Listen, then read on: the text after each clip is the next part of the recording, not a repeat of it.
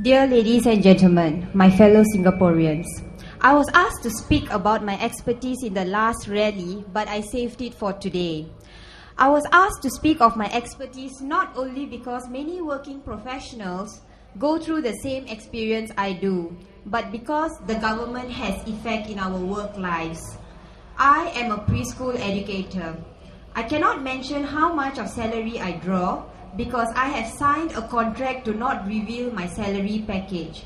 But I can tell you that my salary range is amongst the higher end of the thousands range.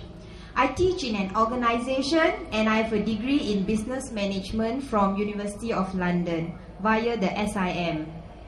The children who I teach come from affluent families and bankers whose parents can afford to pay for them $1,000 plus 1 month. Of course, after subsidies and grants, the parents of these children pay much lower as their school fees per month. My point is that the particular school I am teaching in has about 100 children.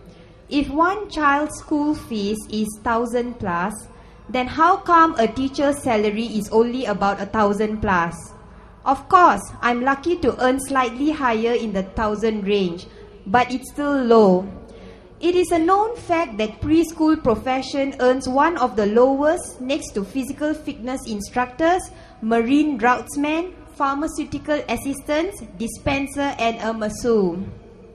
It is one of the 5 lowest paid jobs amongst associate professionals and technicians, according to the MOM wage survey done in 2006.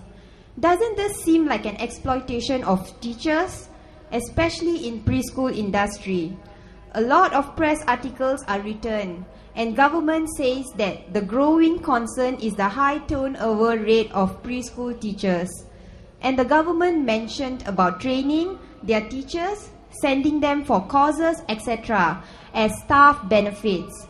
But the most important benefit of all is pay, and it is not looked into. The salary structure is pathetic. If a babysitter can earn $600 to $900 to take care of 2 children without even having to teach their children lessons, then how come a preschool teachers who do so much more with 16 to 26 children in their class be paid so low? Cost of living is rising, isn't it? Then there are families who send their children for enrichment that cost another hundreds of dollars. So, how about lower income families who can't afford enrichments? Do they lose out? Do their children lose out at the competition? The government wants our preschoolers to be very smart. So, parents chase childcare and kindergarten teachers for spelling and worksheets. None of the preschool theories and philosophers advocate for worksheets, but our government did. Until a few years ago, when many heads from Seed Institute, a preschool institute, advocated for a play-based curriculum, the government initially never agreed to a play-based curriculum for preschoolers.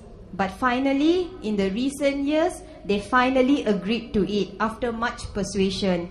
Let children be children.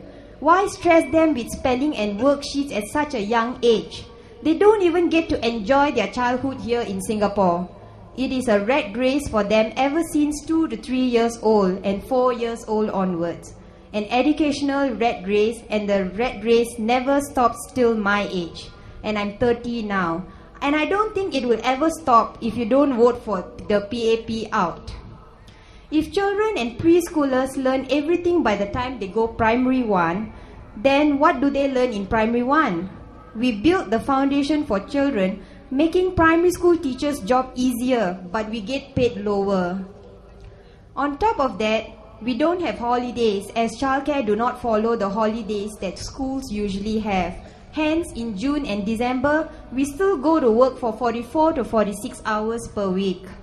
Some kids come in as early as 7 a.m. and go back as late as 8 p.m.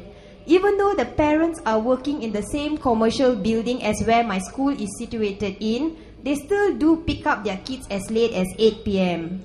This shows that young couples don't even have quality time with and for their own children. Young parents spend so much time working that they can't even control their own children's behaviors when their kids turn to tantrums and outbursts to get whatever they want. So, the parents come to the teachers asking teachers to take their role as parents to discipline their children. 3 years ago, a mom even came to me almost crying. She said, "I'm working so hard just for my son, but I really don't have time for him." At the end of the day, even we are confused of what our role involves as a teacher. Do you want us to teach or do what else for you? We are so confused at what our job specifications are. Another thing is that we, the Reform Party, keep asking, why does PCF bear the PAP logo? Back at the 1970s, during the industrial age, where government encouraged women to go to work, they had to set up childcares to take care of the children of these working mothers. But this is the same excuse they use to control all forms of business and education under the name of PAP and PCF. I've talked about my field of expertise in work. I want to now talk about a topic close to my heart. Removing fear from the heart of people and removing fear from the member of parliaments themselves. I speak to the PAP government now. You feel us as a threat to you. You feel that by Singaporeans voting for us, it is not a good sign for you. Why?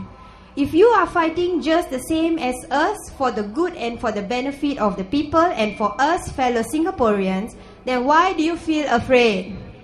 You should only be fearful or afraid if you are doing something not right. We have confidence and the heart to point out flaws in your policy. Not to overthrow you, but to overthrow your self-serving policies. And that has to be done, nothing to improve the people's living. Your self-serving policies have done nothing to improve our living. But it has come to our attention that in order to overthrow your policies, we have no choice but to overthrow you first. Hear us out, members of parliament and speakers of parliament. Hear us out, ministers. We want democracy to human rights and freedom of speech, not a sentence of fear in Singapore. It is high time this propaganda changes to something more positive for once and for all and for the last time. Before we leave this stage, we wish to tell the people and PAP, we want the best for Singaporeans and our future. Do not torture us anymore by guilt, by saying that we are enjoying an advanced system and that we are enjoying affluence and efficiency, and hence the current model of yours should just continue and never improve. Who are you trying to kid, Mr. Prime Minister and Mr. Senior Minister? Who are you trying to kid, Mr. President? Do you really honestly believe that and don't you know that the obvious are that these policies ought to change for the better for Singaporeans and not for the betterment of you? It's time to vote for Mr. Kenneth for Reform Party to have a seat in Parliament this by-elections. Do not regret later, whatever the results are or will be. If you all vote for him, he can definitely get into Parliament. It is possible. You can make this possible, and only you, my people. So, I am trusting you to cast your vote wisely for the Reform Party. Don't be intimidated when you go to the polling station and when officers ask for your name and IC number. Why do you need to be afraid? Do not be afraid. If you are afraid, you can never achieve high for your dreams to come true. Break free once and for all and let your true self out to vote for us. Thank you.